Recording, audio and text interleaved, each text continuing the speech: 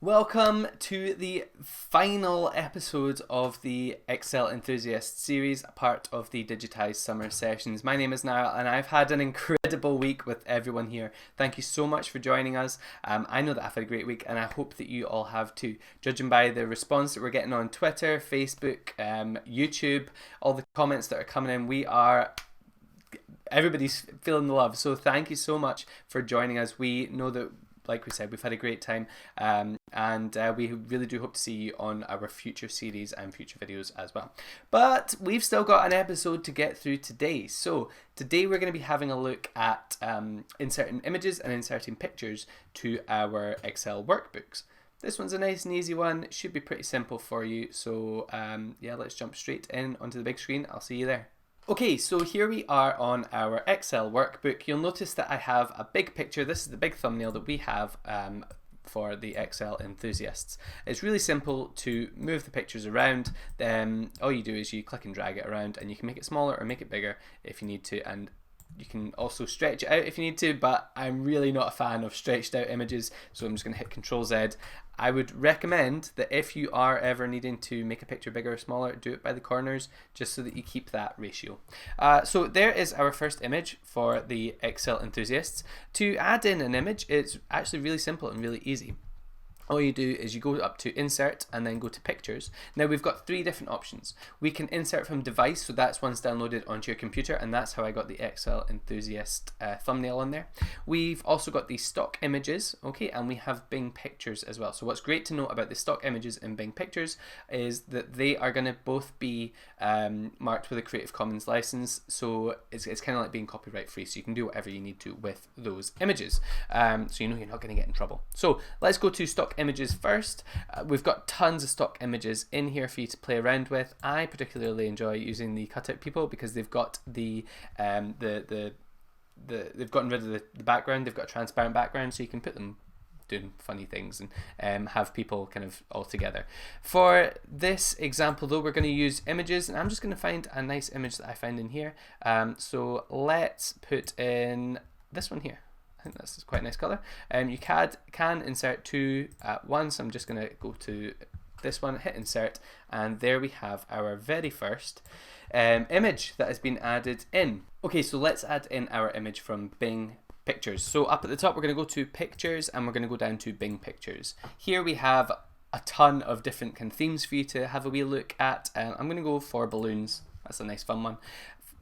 Every time, please never uncheck this. Please leave it with the tick there, okay? If you have it unchecked, then you're going to run into a whole kind of world of difficulties finding permission from people.